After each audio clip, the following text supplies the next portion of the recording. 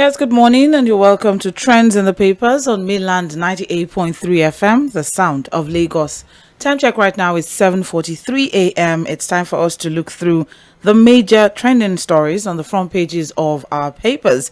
And we have our papers here, of course, The Guardian, Punch, and Vanguard newspaper, in no particular order, of course. And we'll do this up until about 8:30, and by 8:30 we take a short commercial break. We're back by 8:40 for Mainland Focus, and that's the part where you get to be a part of the conversation. However, you can still be a part of this conversation on Trends in the Papers by dropping your comments and your submissions or your analysis of the stories as we go along on our social media platforms, because we are live on Facebook and YouTube at Mainland 98.3 FM. That's the handle to look out for, Mainland 98.3 FM on both Facebook and YouTube. So let's get the conversation rolling. My name is Omobola Sandra, always is, and I have Fuad Saheed with me via the phone line to give analysis to the stories that we're going to be treating this morning. Quite a lot to talk about, but of course, before we get into the stories, there were quite some reports coming in yesterday. We just thought to just quickly brush through a few of them. But before then, good morning, Fuad. How are you doing? Good morning, Sandra. I'm good. All right. You're welcome to the show. Thank you for having me. Fuad, Abuja to Lagos is going to about 369,000 naira by air. That's a big worry for a lot of people. Skyrocketing airfares now. Checks have shown that Arike is going to between 151 to 175. Airpeace is going 151 to 369. And let's not even go into business class at all. I mean, what do you think this would mean for for businesses, for the economy, for a lot of people who shuttle between? I mean, Lagos to Abuja is a very busy route. A lot of people, some people even live in Lagos, work in Abuja, and some people have family, and a lot of obligations during the week, even if not every day. So, what do you think this would mean, for a lot of people? And businesses as well. Well, the rich also cry, I'd assume.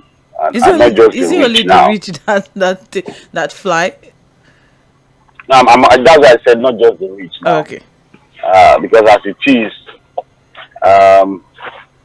it's just getting very, very difficult. I must say, because as you were, giving me this piece of information now, something came to my mind. They look a bit ridiculous, but again, we're going to be taking this from the conversation of what the president is telling us. Maybe we'll start to think about our aircraft flying on CNG. Or electric airplanes.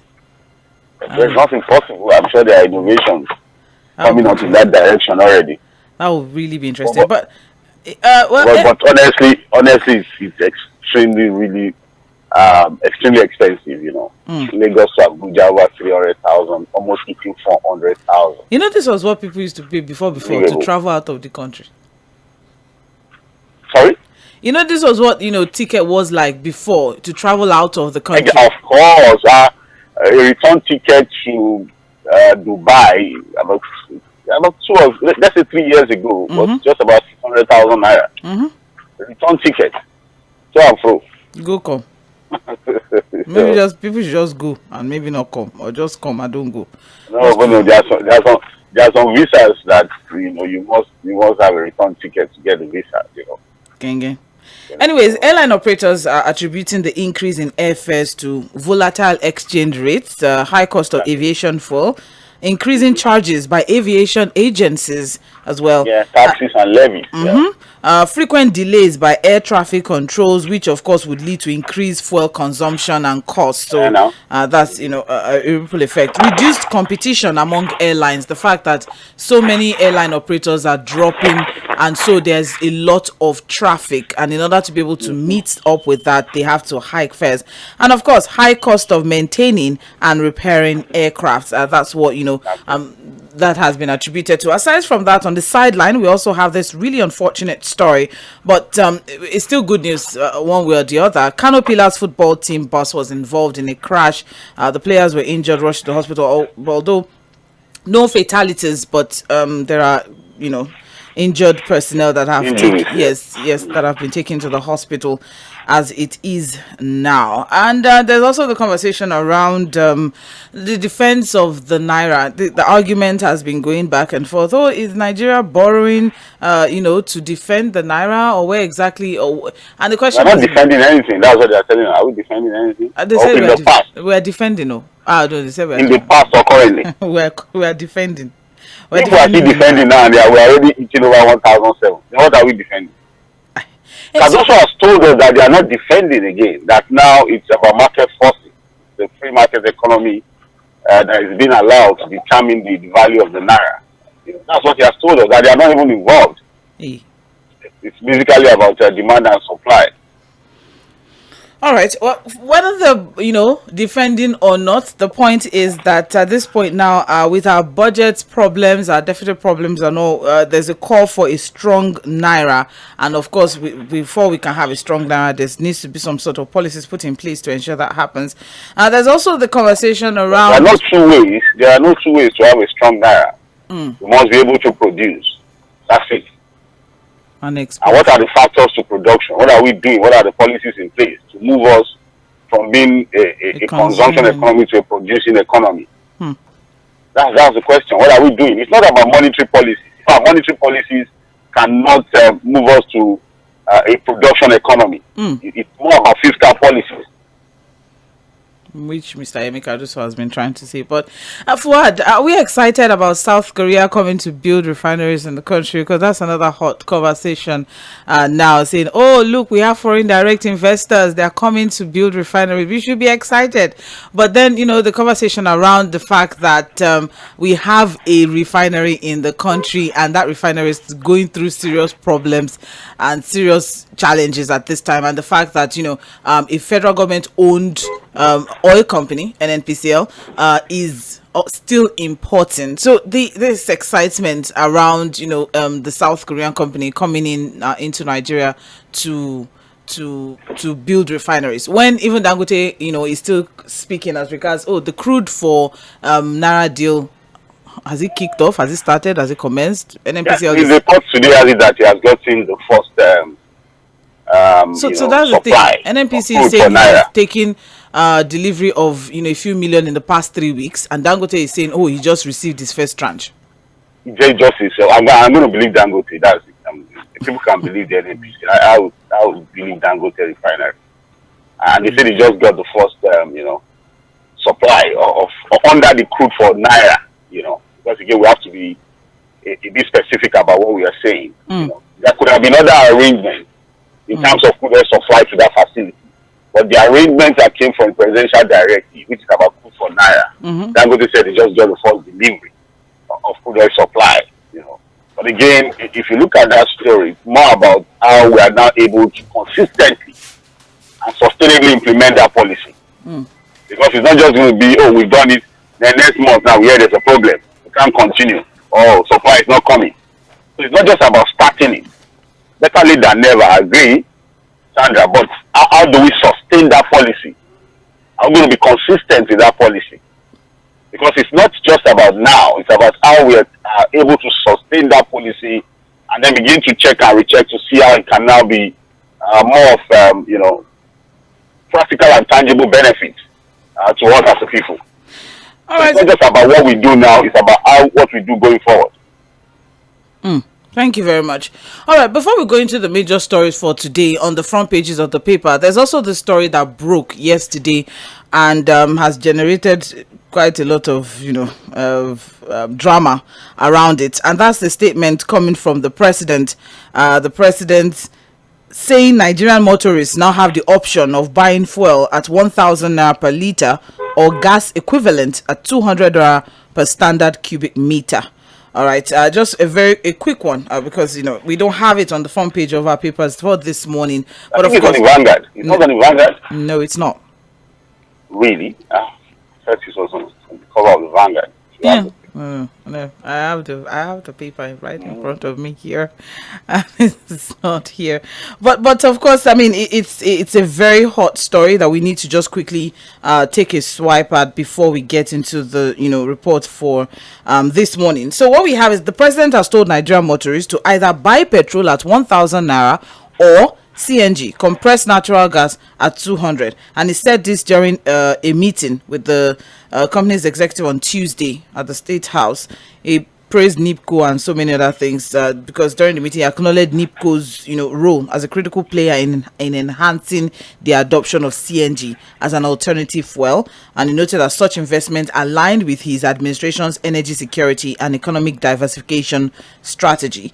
He also emphasized the importance of public-private partnership in driving the transition to cleaner and more affordable energy solutions for Nigeria, and he lauded the efforts. So he said switch to CNG campaign, which he said is boosting public awareness, trying to put it out there, highlighting the significance of the initiative in reducing the nation's reliance on petrol and cutting down fuel costs for consumers, saying CNG, being a cleaner and more affordable fuel, reduces carbon footprint and saves consumers significant fuel costs. So finally, in one way or the other, the president has said something as regards our fuel problem in the country, and this is what the president has to say: buy fuel at 1,000 naira or switch to CNG. So now this is being forced on Nigeria. So there's no going back on the price of fuel, and whether that's what the president is telling you. You take it or leave it. Wow. You either get yourself ready to buy at over 1,000 naira per liter, or you switch to CNG. The first question for me, Sandra, where is the empathy in that statement? Where is the show of empathy in that statement? And two, so suddenly we have abandoned Amagbiwale,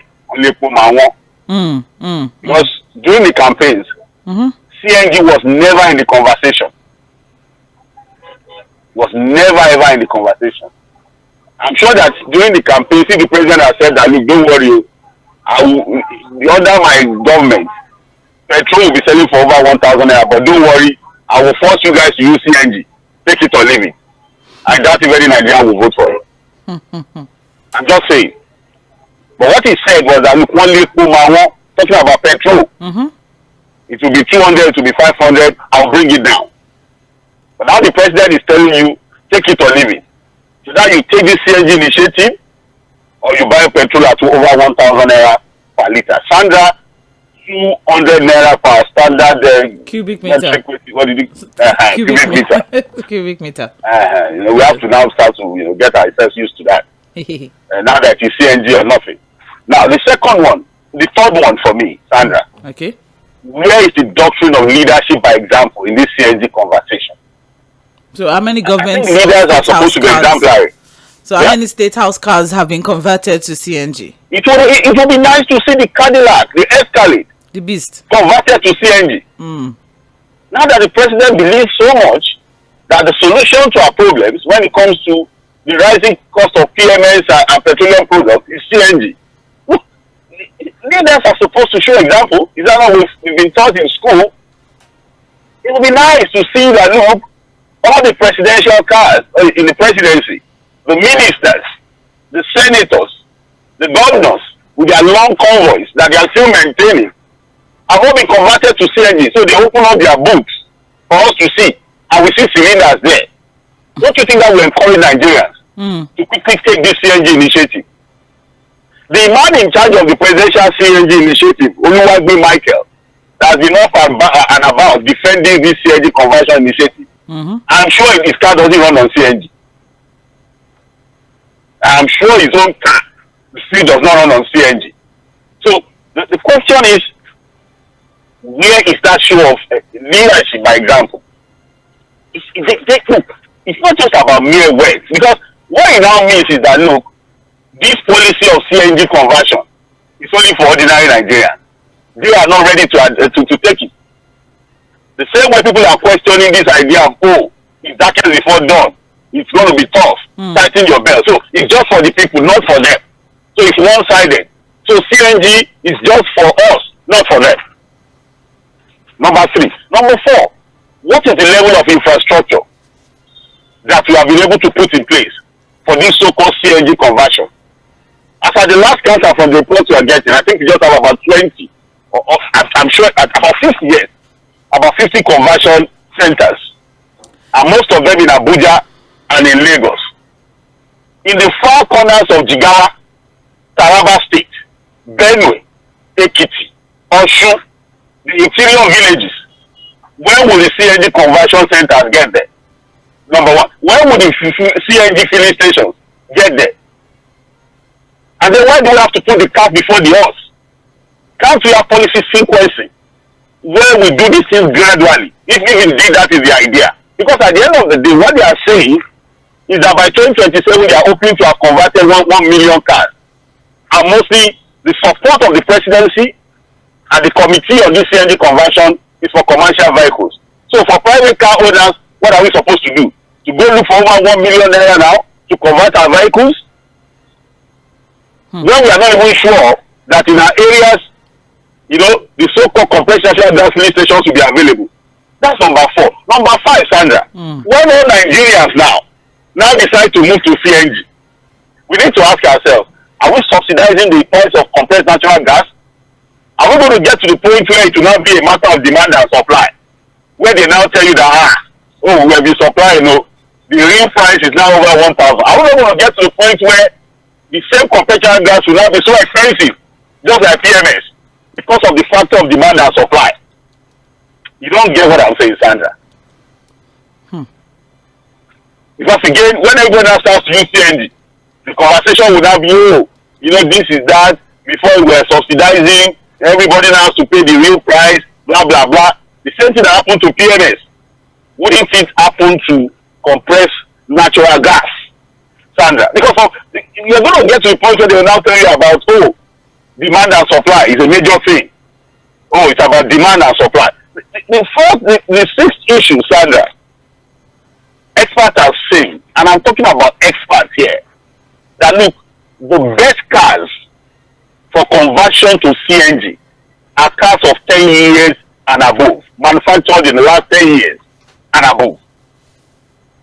How many Nigerians drive a car, manufactured in 2014 and above?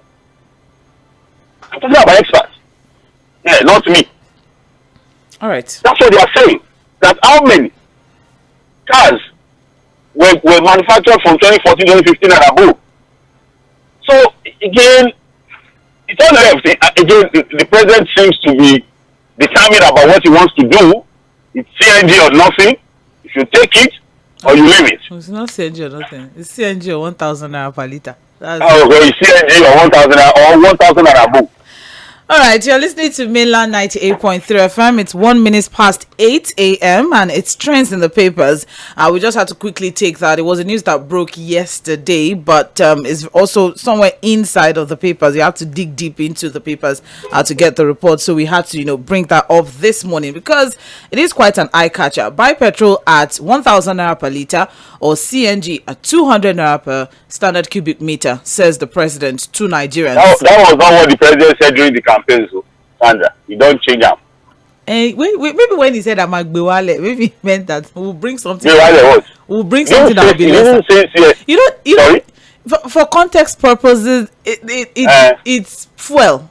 He said fuel. It's fuel that Epo is fuel. It's not gas. Okay, and I think we all heard that statement. There was nothing there that said, oh no, we're going to look for an alternative or we're going to look for a cheaper alternative. What he said was the fuel itself. I'm a big 1,000 and above. I want to commit it's a different thing that I'm doing now. Sandra, you know Yoruba. we are now the things don't change. It is 1,000 or you go to CNG. That they are not using. That they are not using, that we're not aware of. Anyways, but no, they are not using it. The president even went further. I've been aware of it. They are not using it. The president went further to say they have introduced incentives for commercial motorists to convert from petrol to gas free of cost. So all these are downfall in Lagos. These Vanagon people, we don't get light. 괶ɪɪrᴅs and everybody. Yes. But where would a keke put their cylinder? They will put it on, under the seat now. You sit on it.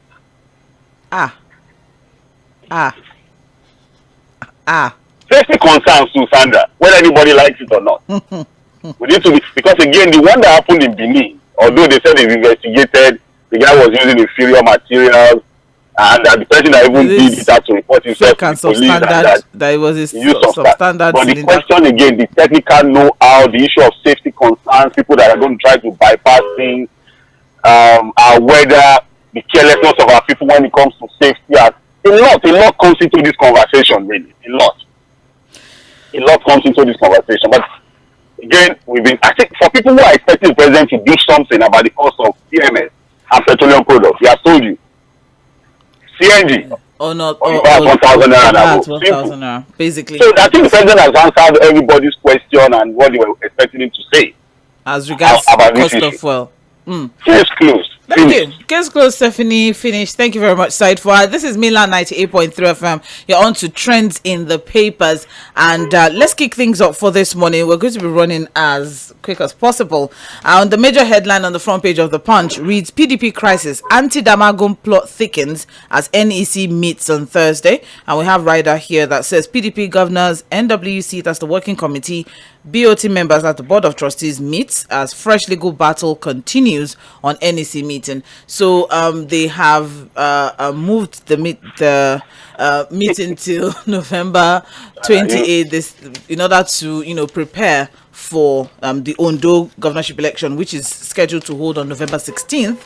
But what we have here is, with barely 24 hours to the planned NEC meeting that's scheduled for Thursday, governors elected on the People's Democratic Party and other bigwigs are further divided over the fate of the party's acting national chairman, Umar Damagum, who many predicted could be asked to step down. But the party chieftains that are loyal to Nyesom have vowed that Damagum will go nowhere.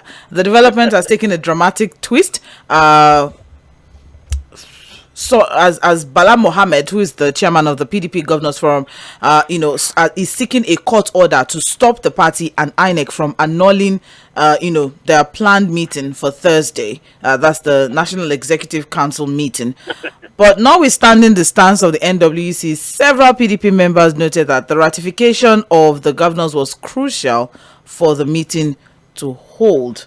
As it is now, because of the uncertainty and all of that, the notice for the meeting is yet to be sent to NEC members as of Tuesday evening yesterday.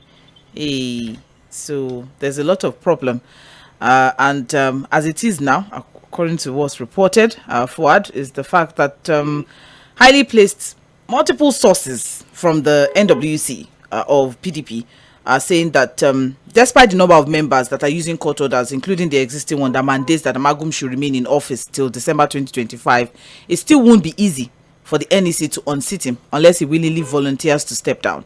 One of the sources said, and I quote, "The position on Damagum now is far more complicated than when we first started. The complication there is that there are too many court orders, judgments, and all that have not been taken into consideration. So it's too risky for the political party to act as though it can do things notwithstanding court orders and judgments.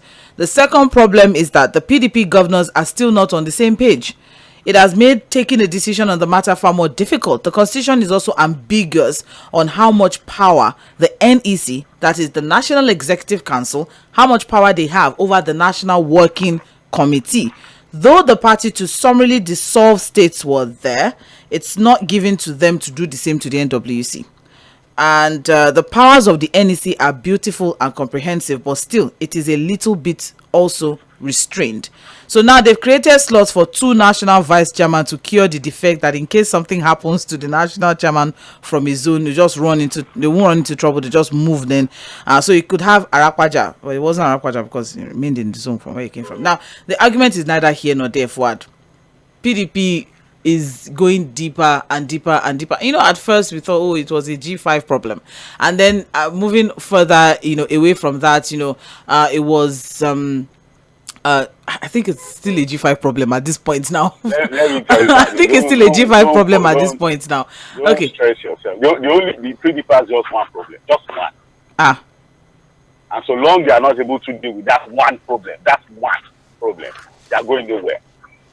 And that's what I'm saying, and I'll repeat it again. I told said yesterday that the PDP is going nowhere if they are not going to be bold enough or come up with a strategy to deal with this on Wike. It's as simple as that. It's just a Wike factor.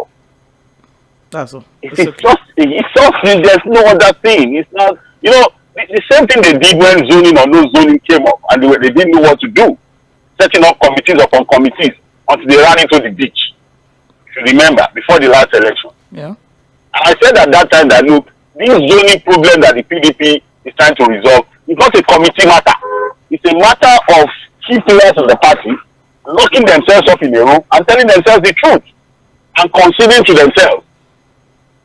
So, as it is too, you see that Bala Mohammed, the governor of Bauchi State, who is the chairman of the PDP Governors Forum, has been making some moves. But for every move he makes, I think the wicked people are always ahead of him. If you look at the story, there's a court case in Zamfara just to hold the next meeting that was instituted as reported on his behalf. But in some other papers, he's already denying that he instituted any case, doesn't even know about it. In his own state now, Sandra, some youths have also declared support for Omar Damago. In his own state, when we told them that, look, don't worry, you people want to come and interfere in River State, I will throw fire into your state. So when I saw the report that some youth in Bauchi State are already declaring support on Umar Damago, who people have said, look, he's not loyal to Yᴏᴜᴛ, you should begin to see that, look, there's trouble ahead. Even for Bala Mohammed if he's not careful. So as it is, I don't know, it's just a wicked thing. If they are not able to solve this wicked problem, the PDP will go into 2027 completely decimated, and like I always predicted, the APC will choose a candidate for them. So now, Fuad, there's also the conversation around the fact that maybe Wike may have been a propeller, but he's not, the root cause of the problem. Now, what is the cause? Okay, so Bode George, former deputy national chairman, southwest of the PDP, has said that Aminu Tambuwal and that very unpopular decision that he made at their convention is the genesis of the problem of the current crisis. Former Sokoto State Governor Aminu Tambuwal has been blamed by Bode George as the genesis. Why is Tambuwal the problem? It was a party promise to choose a presidential candidate. And if Tambuwal decides that the delegates from Sokoto, his choice is for them to vote for Atiku, what's the big deal with that? That was what upturned a lot of things for Wike at that point. It's politics. It was just politics, a master stroke from the Atiku camp. It's just what it is. Politics is about interest, right? And so I remember that Wike had said, because I don't know where Chief Odijo is coming from. Wike said that, look, it's about politics, and that whoever emerges from the primary, he will support the person. You don't understand? That was what he said. So if he had said that whoever emerges, that means he knew while he was also contesting to pick the party's ticket that it could go either way. It could either go to Atiku or to himself. But that is what has now birthed all of these problems here now, because with the withdrawal of Aminu Tambuwal from the race and all my delegates go with Atiku, and Atiku got politics. Okay, so it's politics. I don't know. I think I'm just trying to blame Tambuwal for withdrawing. Yeah. If and then he's now giving his delegates to Atiku. If only he had not, maybe we would have had a. Why was he? Why? What do you? I'm still looking for how he has suddenly become the problem of the PDP now. Because he decided to withdraw his candidature and give his support to Atiku. Because with the emergence of Atiku as the presidential candidate of the party, there was zoning issues where Wike had to step in and say, okay, if Atiku is going to be the presidential candidate, Sandra, the PDP, Bode George, I'm surprised that he's saying this. Why is it that it was difficult for the PDP to resolve the zoning crisis? At the end of the day, what was their resolution, Sandra? They were leaving it open. Abi, is that not what they said? Anybody can contest. 7-man committee stating that. They were forming committees upon committees that was not able to solve any problem. So at some point, they said they were leaving it open. And I'm sure at that time, Wike had thought that with his calculations. Remember that Wike is even one of the biggest supporters of Aminu Tambuwal. They are actually good friends. So maybe in his own calculation, he has thought that look, because if not for Tambawa, Yᴏᴜᴜnᴜ would have won that primary. So whatever happened on that campaign ground that made Tambawa to do what he did, to have given Atiku the edge, it's all about politics. All right, thank you very much, Said Fuad. 30 minutes past 8. We don't have so much time. We still have quite a lot. So must you not destroy the party because you lost the primaries? Thank you, Fuad. All right. Let's not dwell too much on PDP crisis. Today is Wednesday, thankfully, so midweek politics will probably just take that off my plate for now. The story is on page 2 of the Punch newspaper. PDP crisis, anti-Damagum plot thickens as NEC meets on Thursday. And here we are, still on this conversation. The previous national chairman, where we said, can IU just step down? Let's have peace in the PDP. But here we are, another chairman is also, the bone of contention here. And I will not step down. And all it takes is for him to just be honorable and just say, if I'm the one causing problem, okay, let me just sit in my house. Everybody should just calm down. But he refuses to step down. Yes, it's not just his own decision. There are people working with him. It's all right. Are you not reading the story? No, I can't sit. All right, moving on. Still on the front page.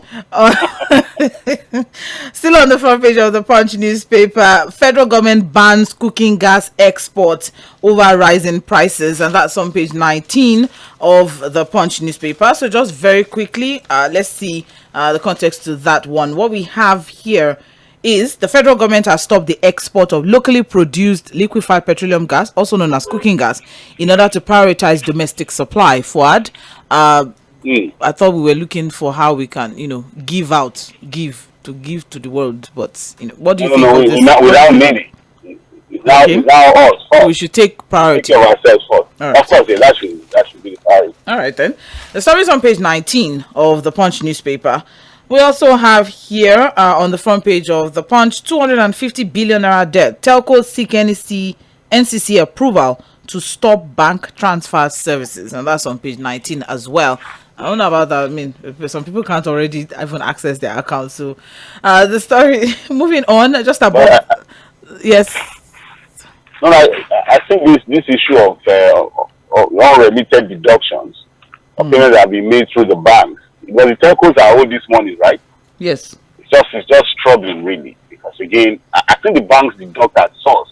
Really when you make these transactions, they deduct. So why are they not remitting to the telcos?